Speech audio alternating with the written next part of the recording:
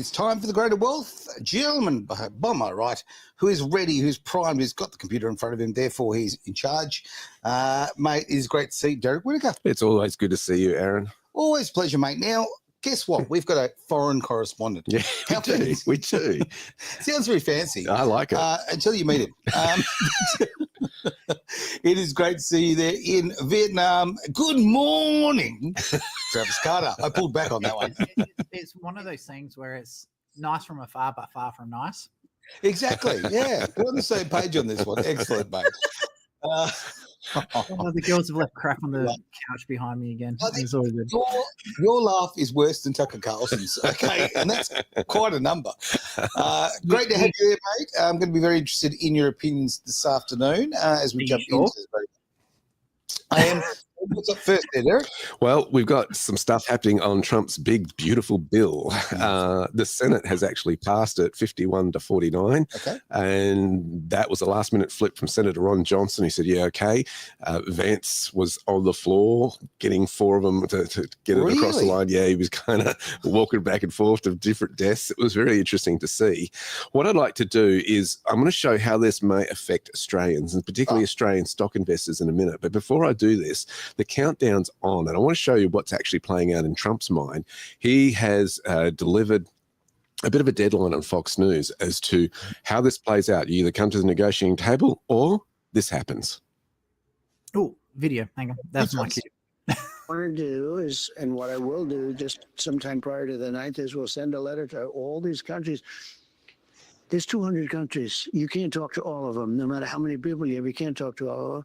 We'll send a letter and we'll say we would consider it a great honor, and this is what you'll have to do to shop in the United States. We're like a department store to shop in the United States, and you'll pay a 25% tariff, and we wish you a lot of luck. And that's the end of the trade deal, because we have something that nobody has. But if I didn't get elected, I'm telling you, we wouldn't have had a country left. You know that better than anybody. Nobody covers it better than you. If I didn't turn this thing around, this big ship around, we turned it around just like those ships coming out of China. They were coming and loaded, and in the middle of the ocean, they were forced to go back because at 145% tariff, Walmart, nobody wanted their product. And that caused a big problem for China. And then I helped China. So by reducing it. we still don't know. We don't have the clarity on what you're going to do with these expiration of these pauses. July 9, No, I think I And thought I on just the said 12th it. with No, China. I thought I just said it. You ready? you're going to send letters. I'm going to send letters. That's the end of the trade deal. I could send one to Japan. Dear Mr. Japan, here's the story. You're going to pay a 25% tariff. There you go. There you go.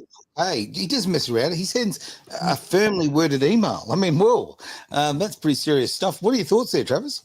Well, 200 nations have already said they want to negotiate with America. Well, there's actually 200 plus visitors that they've actually already entered into trade agreements and all that sort of stuff. So these are the ones that have who do trade with America, who haven't come in and actually put something forward, say, hey, let's do business, as he says. And because it's gone past the deadline now, he's got more important things to deal with what's going on with Iran, Israel, and all these other different wars around the place. So it's taking up a lot more of his time. He's got to go, right, here's a line in the sand.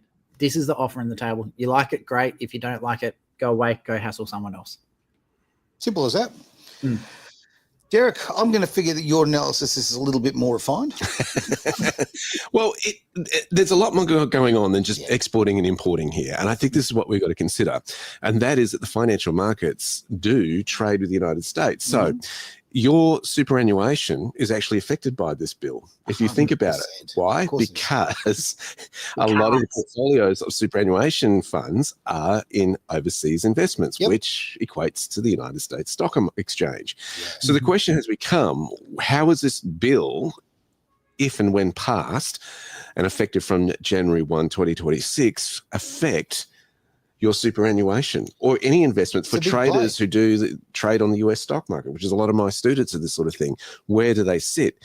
This is really coming under scrutiny, particularly from accountants scratching their heads. These laws under Section 899 of ABABA is allowing the United States to kind of say, listen, we're going to allow you to have so much business increasing from dividends on US stocks. What are they going to pay? And they're estimating it might cost retail investors deemed Australian tax residents somewhere between 15 to 20%. Okay, it's a big chunk. Just so people are aware, that's on top of everything that they're already paying, because I can't remember the clause number. I think Derek just did it. Any country that is not in line with the US beliefs on freedom of information, freedom of speech, and all that sort of stuff are going to get nailed with this one. And it looks like Australia is going to be one of those countries as well. Well, we are one of those countries. Let's face it. We've got Karen here, which a lot's been coming out about her in the last 48 hours as far as her long-term ideology, if you like, and the people she's been associated with. And I don't know if you guys I'm sure you're probably right across it, but yeah, a lot has come about the fact that she's been very much working with the global elites for quite some time. Now that changes we've now got the receipts is what it comes down to. There's no longer conjecture. We actually have evidence of it. Now with that, exactly what you're saying, if we're going to trade with the US, are we on the same ethical standard as what the US wants to go with? Well, and the question too becomes, will Australian investors also be taxed? Because right now you aren't under a W8 Ben form. If you sign up for an account with a broker or asset manager on an online platform, you have to sign out this form, which is filed with the IRS. And it also puts into, will there be a withholding tax to increase by 5% annually for Australians? Will there be an Australian double tax agreement with the US? Where does this play in? Okay. Because right now you pay foreign earned income tax if you are residing in Australia on this. Okay. And it's saying that theoretically, tax rates on dividend income could rise from 15% to 35% over 4 years for Australian retail investors. This is the big alarm that they're going, this may not be so attractive investing. The other side of that, the flip side of that is, of course, Trump has said anyone who invests in the United States will get tax breaks and this sort of stuff. So you wonder, can the superannuation industry negotiate the fact we're actually investing in your stock market and reduce that rate? There is some leverage, I think, there in terms of negotiation. There's a lot of negotiation that needs because we're talking a lot of money. We are. I mean, not really. When you have a look at the Australian superannuation fund as a whole, it's a drop in the ocean compared to what the New York Stock Exchange deals with on a daily basis. So we're in a giant ocean. So I can't see Australia getting a reduction in the tax rate because we're investing in the US market, because you got to remember, any income that we're getting, we're actually pulling out of the market back into Australia. So I don't think they'll come to the party on that one. I think Australians need to really wake up to what's going on, because there's only one person that's put us in this position, and it's the Labor government. I was going to say, what's the answer here? Yeah, don't vote for Labor. It's pretty simple. Now, if Australians, don't ask me why they do this. They keep voting for Labor. They keeps selling them out to all these different countries and screwing us over. We're one of the most heavily taxed and regulated countries in the world. And there's a reason for that, and that's because people keep voting Labor. So I think this is a great segue, and I didn't think I'd be doing an infomercial so soon, but if you have a look down in the little scroll bar down the bottom, there's an email that pops up every now and then called derek@blueskyfactory.com.au. I have to give credit to Derek for teaching me how to offshore all my assets. And what happens is it becomes all our assets and all our, there it is, blueskyfactory.com. So the Australian government doesn't have access to anything that we do. So like me personally, it does not affect me one way, whether you're paying 100% tax in Australia or paying 50% tax. It doesn't worry me because I'm not in their tax system. Well, you're a non-resident. You qualify as a non-resident. And this is where the big concern is too, is that Australia may be changing the non-resident qualifications in 2026. Okay. So that's under scrutiny as well, because expats might be, the way they define whether you actually are a resident comes down to a number of things, like how many bank accounts you hold in Australia, do you own property in Australia, how many relatives do you have here? No. All that sort of, well, yeah. I mean, if a guy's over there and his wife's back in Australia, has he really left the country? If his kids are here and his wife's here, all these sort of things. Is he sending money back? All those kind of qualifications come into it. Sure. Now they're saying there is rumours that those laws are going to be changed somewhat, making it harder for people to leave Australia and qualify as non-residents. Those rumours are going around on the social media reels at the moment. Well, I can understand that, because let's face it, and also let's remember that there's the haves and have-nots here. Not everyone in Australia has got the opportunity to, either move their finances overseas or themselves overseas, and this is a great opportunity for, in a bad way, for Australia to lose its great business people. It's money. It's already been doing that. Well, exactly right. It's already been doing what that. I'm kind of getting at, this just opens the floodgates in my eyes. And this is but that's the Band-Aid fix. This proposed legislation to make it harder to become a non-resident. It's just going to push people further away. That's what I think. Again, it comes back to the issue. The system punishes you for doing success. well, right? It's an unfair system, and it fails to address that if you rewarded people for doing well rather than punish them, they would be more likely to stay on shore and provide employment to Australian citizens to boost our economy. But they don't get that. They just want to tax the rich. Let's just make the rich pay because that's the socialist thing to do. It's about buying votes. Trevor? They're not taxing the rich, though. So the tax-free threshold is coming in for the lower income earners all the way up to the middle income earners. Like, you're still getting taxed to high heaven. The only thing is the people at the high levels, and when I say tax, I'm not talking income tax, I'm talking fuel excises, stamp duty on vehicles, your insurances have all these other taxes on it. Whether you're rich or poor, you still have all these things. It's just the rich have more ability to absorb those costs than what the poor do. So when you have these so-called small taxes and we'll reduce the income tax on low income earners, dropping the tax by 50% on someone who earns $100 versus dropping the tax, like, let's say you take $100 off someone who only earns $1,000 a week versus dropping the tax for someone who by $100 on someone who earns $10,000 a week. It's chalk and cheese. It doesn't matter. So the people who are bearing the brunt of all these government legislation, like the hidden taxes, are the lower to middle income earners. They're the ones that don't get shafted. The people who are dependent on superannuation for their retirement, give it 5 years, most superannuation accounts don't have over $3 million, so they don't get absolutely slammed. Like, it just infuriates me so much that they're pandering to all the lower income earners, but if you actually have a look at it, they're the ones that are getting slammed the most by all these government changes. So again, they're not pandering at all. What they're doing is literally, they're buying votes, right? And when we keep saying, and I mean, okay, this is not journalism, this is 100% opinion, but Labor is so dangerous for this country. And people keep voting for them because they still have this ridiculous idea that they're voting for the party that looks after the common man. It has never been that party, ever. Let's talk about that. Now, hang on, just quickly before that one, you were saying earlier that only the people the haves and have-nots, only the ones that have something to protect can actually offshore their assets. Well, that's not true. So there's so many ways you can get around these sort of situations. So again, I highly support Trump on this one. He's saying no tax up to $200,000. That's US. So the Australian equivalent would be $300,000 a year. So if you put that into perspective, someone who's working their absolute arse off on the mine sites to support their family, and because of the cost of living and everything like that, they're just passing by. To afford a rental, your family needs about $140,000 a year in rent alone without government subsidies. So those mine site workers that are doing FIFO, they're only home 3 months of the year, they're just getting by. So these tax cuts would mean those people who are working their absolute asses off would then just be doing absolutely amazing. They'd be spending more in the economy. Just the economy as a whole, the flow-on effects, because all those hidden taxes everywhere, the government is still going to be making money, but it's going to make it easier for those families to get ahead and bring their entire family up out of it. So again, how do you get around that if the government does this? You go to blueskyfactory.com.au, you do one of Derek's courses, and you understand what's going on first, and then you can literally tell the government to go F themselves and just do what you want, and you can support your family and do what you need to do. So yeah, even if you haven't got a lot of money, there's still courses that will help you to get a lot of money on Blue Sky Factory. We start a new course tomorrow. If you want to jump on, email me straight away, derek@blueskyfactory.com.au. We've made it really cost-effective to get into this. There is a generational shift of wealth happening right now. That window of opportunity is closing quickly.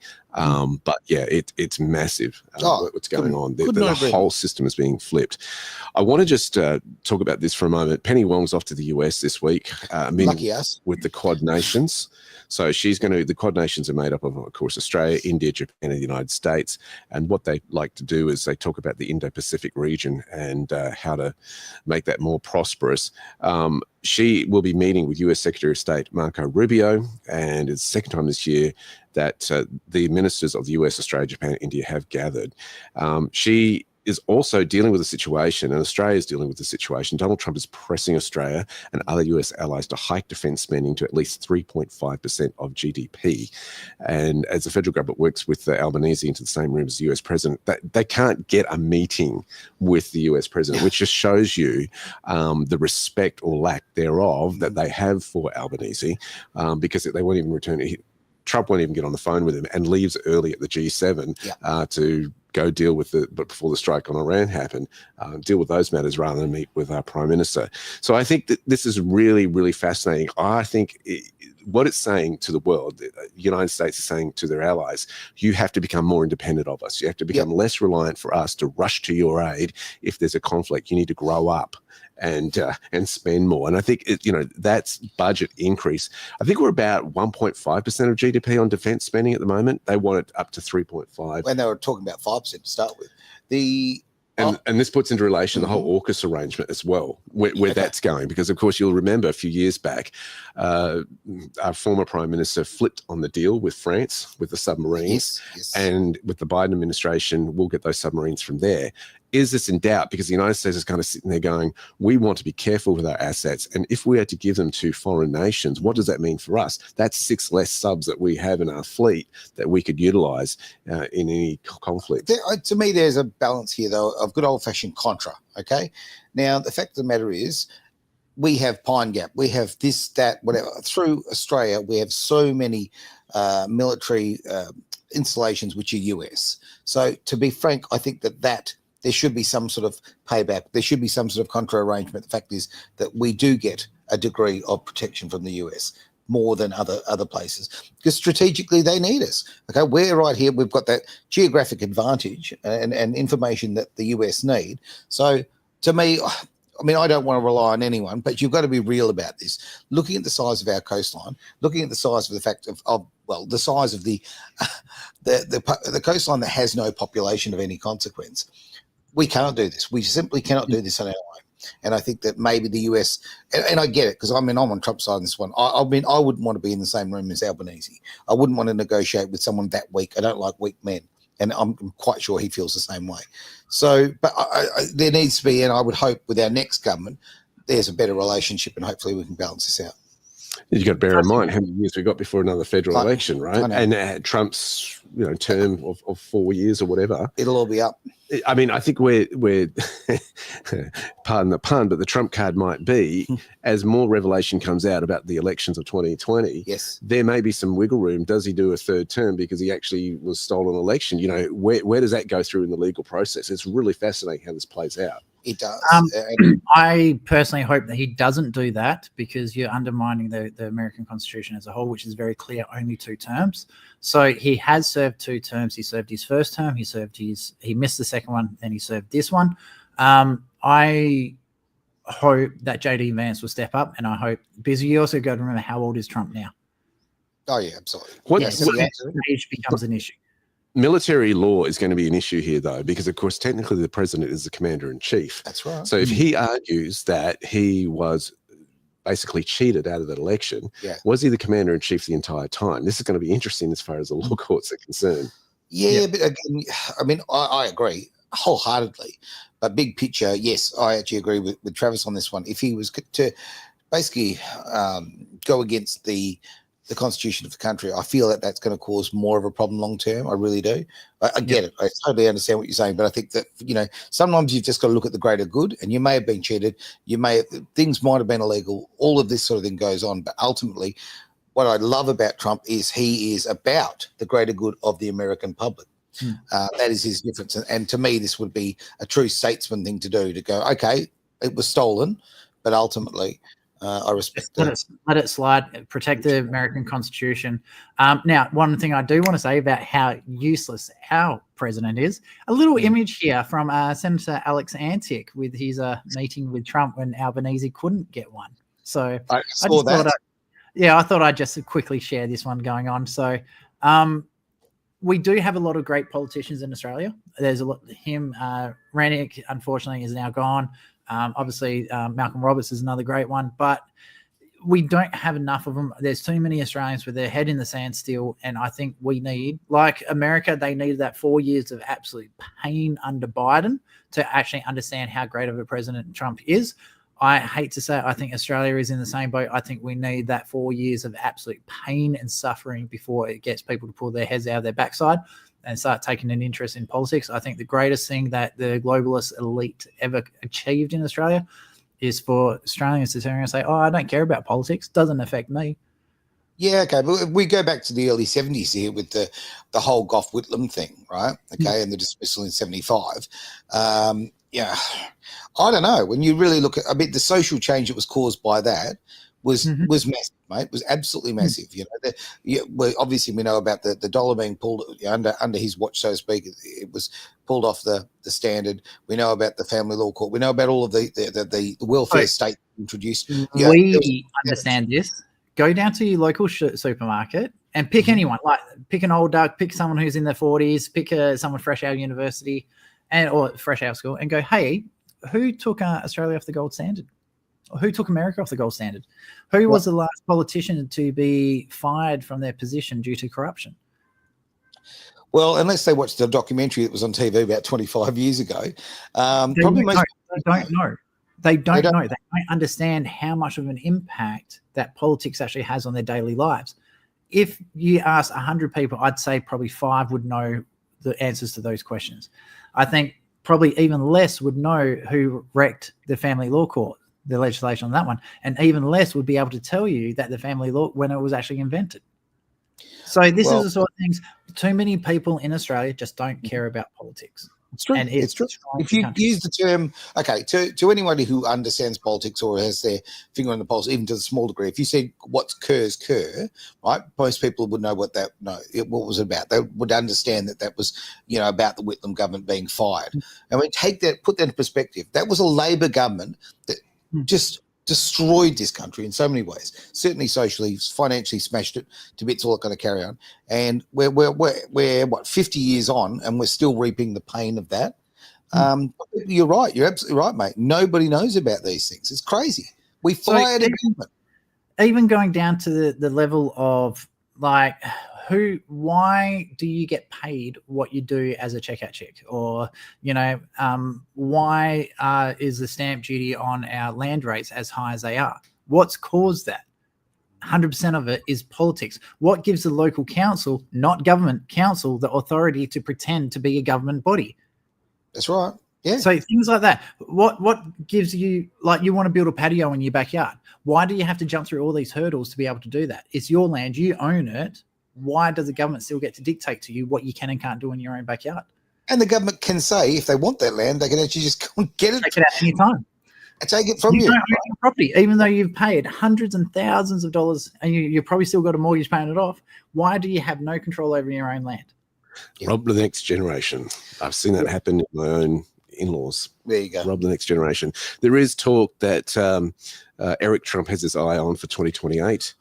That's starting to emerge. So watch that space as that conversation goes, because he's saying, look, it'd be relatively easy to follow up his dad in terms of another election. So that'll be interesting. Meantime, there is a tiff for taff as far as the Federal Reserve is concerned. Now, this is going to be a fascinating debate. Now, I know that sounds really boring. It's riveting stuff. It is huge because they affect, a central bank affects your life in so many ways. If they want you to spend more, what they'll do is lower the interest rate. If they want you to spend less, they will increase the interest rate. And Trump has been really on the case for the Fed to lower the interest rate. Why? Because there are trillions and trillions of dollars in debt. In fact, the defense spending is greater than, is less than what they have to pay in interest now, as far as that debt is concerned. So why do they want that? Well, he can nominate who is going to be the chairman for the Fed, and he is not happy with, of course, the current Fed chair, Jerome Powell. He's been on him, cut rates. And Jerome Powell has been saying, well, what if we need it and recession hits, that sort of stuff? He says, then we increase it. That's his thing. We increase it if that's the case, if we get to that place. Now, this is interesting because the Fed is supposed to run independently of the United States government. I'm going to say it again. I think the days of the Fed are numbered. I think it's a body where things are changing very quickly because you're seeing the Genius Act go through the United States, which is now opening things up to stable coins. And of course, what they think might happen is that crypto companies will be the greatest custodians of US treasuries to back the stable coins that they have. Now, what does that mean? If you have a stable coin that backs dollar for the US dollar, so if I buy a particular stable coin, I've got to back that with, of course, the US Treasury note, the bonds and this sort of thing. So the whole situation is flipping where, the banks used to be the big possessors of that. Are we going to see crypto companies become that? That's the space that we're watching. It really is. I mean, that whole space has changed the entire game. No question about that. Hello to Damo there in the background, mate. Lovely to see you there. And I'd love, if you've got any questions or comments, don't be shy. We can see the little sign on the bottom of the screen telling me that some of the comments are going through to other destinations. So I believe Damo's watching on Twitch. Good to see you, mate. And any questions? I can't believe you know what Twitch is. That's hilarious. Like, for the people watching on other platforms, Twitch is a gaming in program gaming chat where you can sit there and talk to each other in a game. So it's actually designed for computer games, like all the computer geeks out there. But it's really funny because some of our highest listeners are actually on computer games. Absolutely right. So it just shows that people like to be actually otherwise occupied when they're having to put up with us. But there we go. Look, I'm hip as a 50-year-old. I'm also a geek. Good on you, Damo, mate. There's nothing wrong with that. While you guys were learning about computers, I was, jumping my bike over fires and pits and things like that, and trying to learn how to talk to girls. So that was. We had different. Three divorces. I don't think I'm doing much great advertising for myself here, but never mind. Now I see you've got Politico on the screen. That always concerns me. There's a Derek report that came out on Thursday night, the 26th of June, that the European Union's leadership had a dinner of dumplings and duck legs and decided to plan how we're going to deal with US Trump's trade war that's going on. And they decided, well, let's take him on at his own wild game, according to Politico. Of course, if you haven't heard this, Trump has been negotiating, as we started this episode, with different trade tariffs across the board. And with just 13 days until this imposed deadline to conclude the EU-US deal, European Commissioner President Ursula von der Leyen has decided that, why don't we do this? She floated an idea that the EU's 27 countries could join forces with 12 members of the Asian-led Comprehensive and Progressive Agreement for Trans-Pacific Partnership Bloc, or CPTPP, which is easy to say, that now includes the UK to form a new World Trade Initiative. Oh, here we go. So the new grouping would design a rules-based global trading order, which they suggest would reform or perhaps replace the now largely defunct World Trade Organization, she says. Crucially, the US would not be automatically invited to that agreement. And so that is what is playing out over dumplings and duck legs. Well, right? I'm glad they're having a nice meal. I think they're making a meal of it, to be honest with you. This is crazy. You've got all the carry on about, we've had the BRICS nations, obviously, to counteract what was going on in the US and then the embargoes against Russia and all of these other. I mean, it seems like everyone's just running off and making their own little clique, their own little group. End of the day, here's the reality. Okay, the Americans are the biggest market. You want to be part of that market. You've got to trade with that market. To me, that seems just naive. Well, there's a little twist. Oh, Aaron, there's a little twist. Aaron, sorry. It's duck legs, all skin and no substance. You quack us up. That's over. Today, here's what's interesting. The Gateway Pundit published a story that reveals that Romanian MEP Zsófi Pepera, apologies if I pronounced that wrong, has sparked a political firestorm in Brussels, managed to secure 72 signatures requiring to trigger a no-confidence vote against the left Liberal European Commission President Ursula von der Leyen.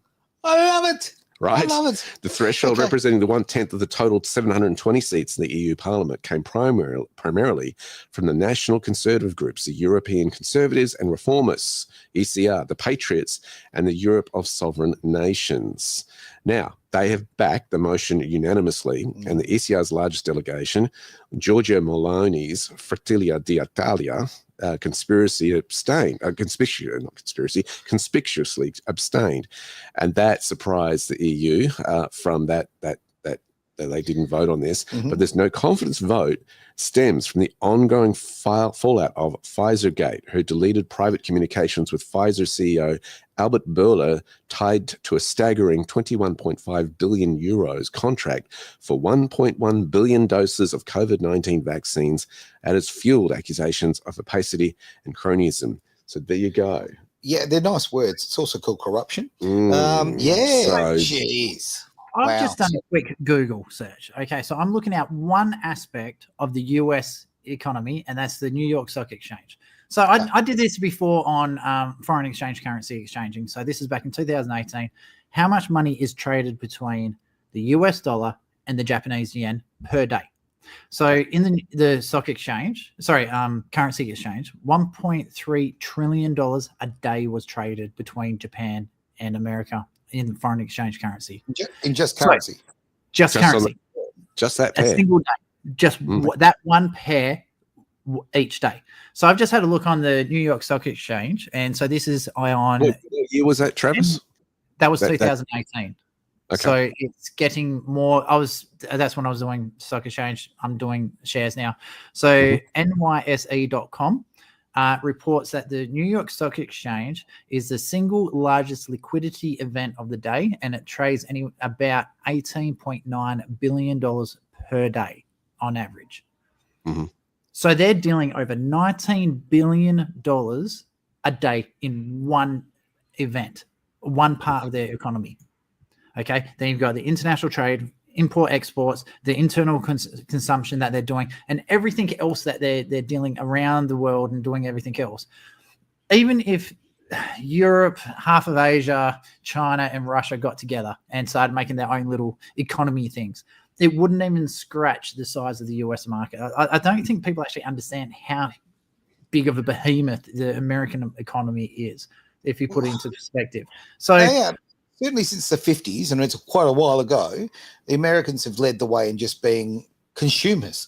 I mean, they consume more than any other nation. They're very much, that's how their entire system seems to be fed. So, yeah, to discount them as a customer is just ludicrous. Like, you're shooting yourself in the foot. Like, if you've got all this money coming in from a single client and they say something like, I don't know, they called your wife fat or whatever, would you cut your entire income just because of one little slight? It's like, it's obviously America didn't call his wife fat, but you know what I'm saying? Like it just does not make sense. And the thing is, these rich elitists that run these countries aren't the ones that are going to suffer. It's going to be the everyday workers. It's going to be the people that pay the taxes and all that sort of stuff.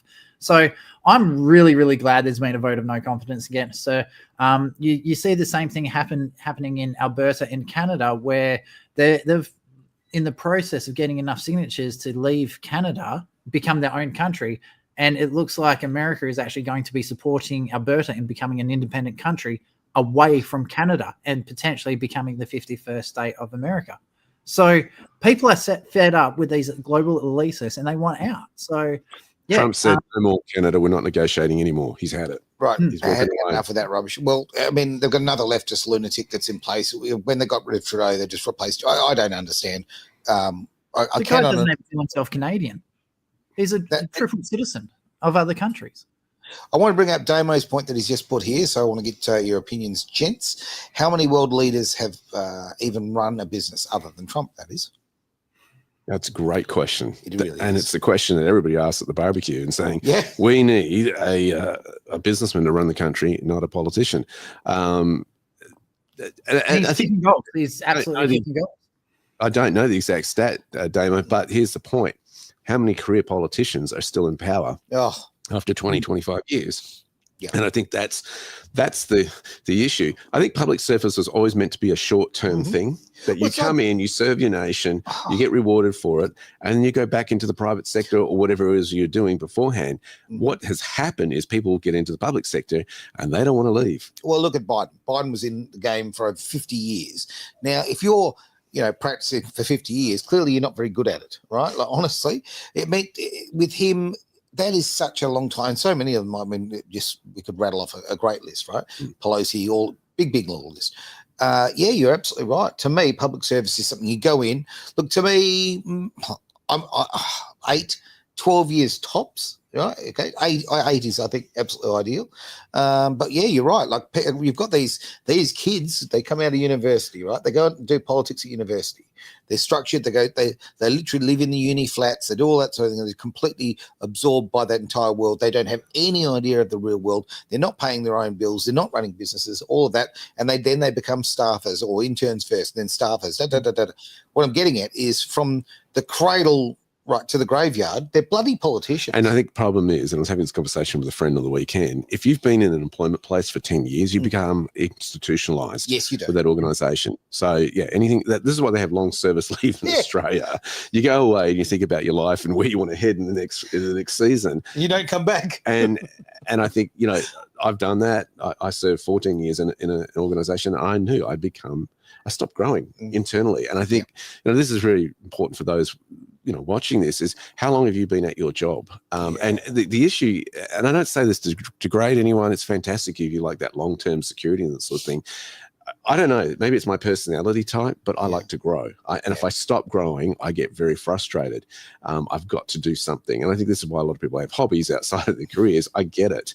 But professionally, how much are you growing?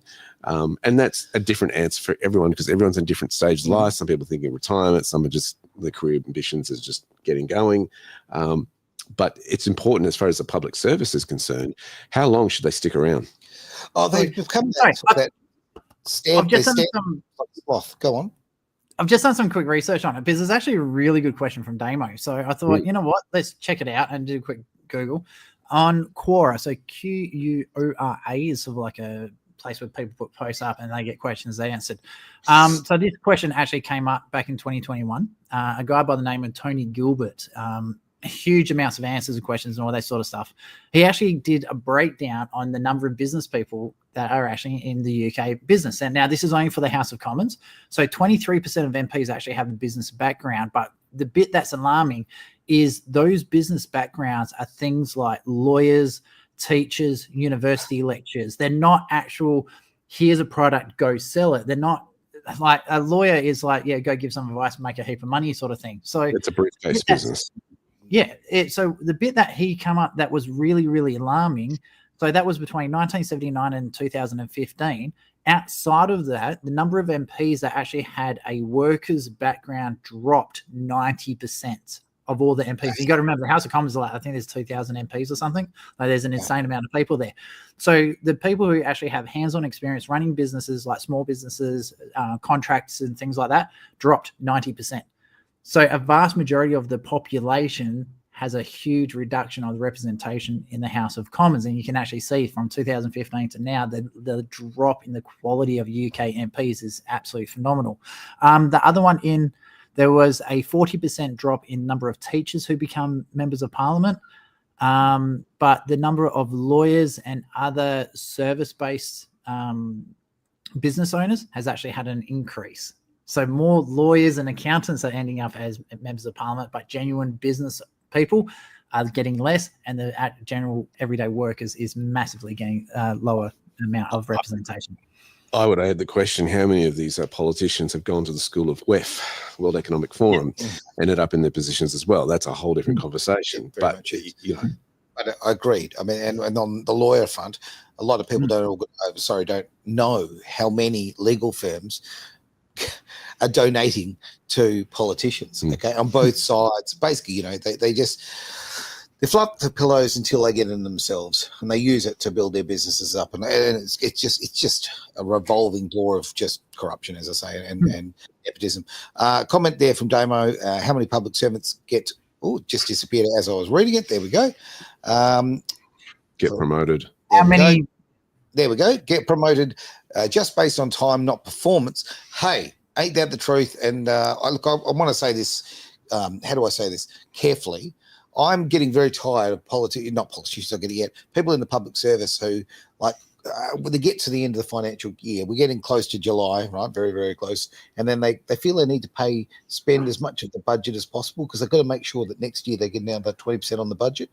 Like, no, how about you just run efficiently? Why have a fire sale in the last few days of June, right? There is a lot of that mentality, even in the not-profit sector, as well. Yeah, if we don't spend it, we will lose it. And it's like, what about how much you actually save, and you can invest that? Imagine that. Or maybe pay down the debt. What was that, Travis? Pay down the debt, maybe. Now you're just talking common sense. We can't have that now when we talk about politics.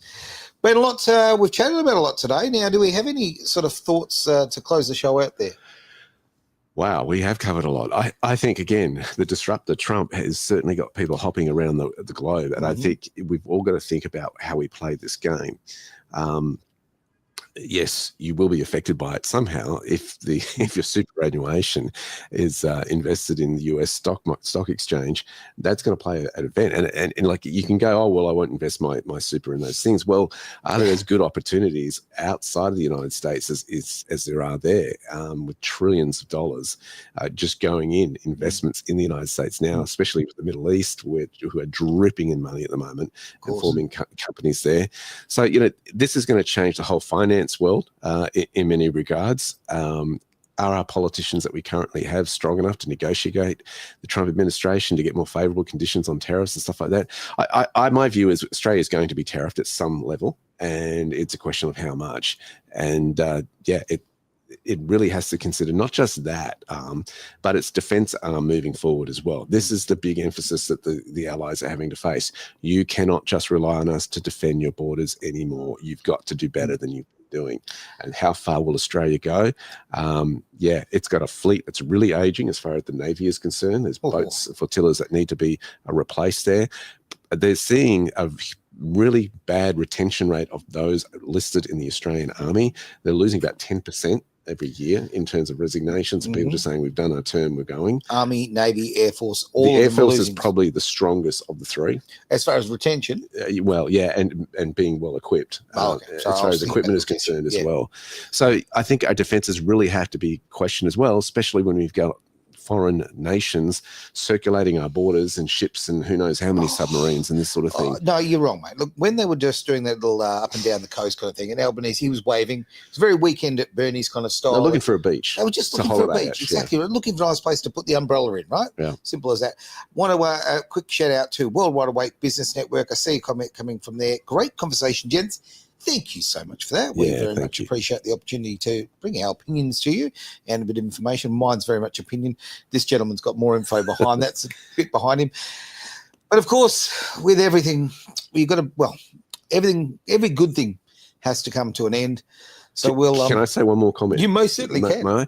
I think if Australia is not growing up, it's now being forced to grow up. Oh, the big boy pants. And I think I said this a couple of years ago. We've been in that teenage phase of trying to prove ourselves to the world in adolescence in terms of our identity. Aren't we great on the sports field? Look how medals we won at the Olympics and this sort of stuff.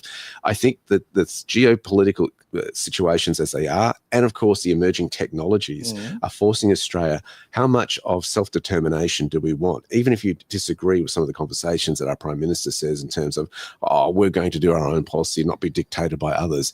That's great. However, how much of that can you actually enforce when it comes to defence? And I think that's the one that we've really got to question moving forward. Everything you just said was absolutely bang on. It was a lot to put on a T-shirt, but I'm telling you right now, that's great information. Too good, unfortunately, because I'm going to have to finish with Mr. Carter here. So we go from brilliance to our foreign correspondent. So Australia is about 220, 230 years old. So when you think about where we came from, we were a desert. European took a whole heap of convicts and dumped us into Australia. We flourished in some of the harshest conditions in the world. From there, we finally got onto our feet. We became a country in our own right. And then all of a sudden, we had World War I, World War II, the Vietnam War, the war in Korea. There was conflict and hardship constantly. And after all that point, we became the elites of the world when it comes to our soldiers, the hard work. If there was ever a problem, just get an Australian to fix it. Like they don't care, they'll do it. We flourished in times of crisis. and then we hit this big period of peace. And they're saying hard times create great men, and great men create good times, and good times create weak men. I think we're on that cusp now where I love playing the generation card because it's hilarious. The boomers created an amazing time for Australians as a whole. And I think, especially my generation, we took it for advantage. We thought, oh, we've got everything on a silver platter. You could be a garbage man and become a filthy millionaire, literally filthy garbage man, millionaire overnight. And if you just saved a bit of money, did your 9 to 5, you'd walk out with multiple houses, $1 million in the bank. It was set. It was easy. It was simple. So I think what's happened is Australians have lost that desire to survive, just to live, because we had to go through all these different hardships. And I think Australians, particularly your own family, I think the men of Australia in particular need to stand up and actually start focusing on their own families, making sure their own families are sorted. Exactly what Trump's done. Trump is sort of like not the state daddy, but he's the US daddy. I can't remember what politician called him daddy just recently. I was like, hilarious. Anyway, so the NATO dude or whatever he was. So what's happened is America's gone, you know what? We've got to make sure our own backyard is perfect, and then we can help other people. They've had an internal focus. And I think Australia needs to have an internal focus. We need to focus on the internal family, keeping the core family structures together, and then we can start looking to helping other people. You go have a look at how much billions of dollars we give out each year into foreign aid to countries that have GDP similar or better than ours. Like, it's hilarious, like the level of incompetence that we have. And I think if Australians just learn to look after their own family, protect their own family, and then radiate that into their immediate surrounding communities and taking that further and further, I think Australia will do much, much better than what they're doing now. But at the moment, we can't be looking at our politicians to save us because they're just a bunch of muppets. What can I say to that? You've nailed it, mate. You've absolutely nailed it. Yeah, look, you know what? Success starts at home, and building strong families is the foundation for building a strong country, a strong world, all of that full stop. So I'm absolutely on. Aaron, comment of the day. What is the comment of the day? Hang on, I've just clicked away here to bring this one up. Love our foreign correspondent. Oh, dear. Well, I believe that would be Lisa. And Lisa is I'm blushing.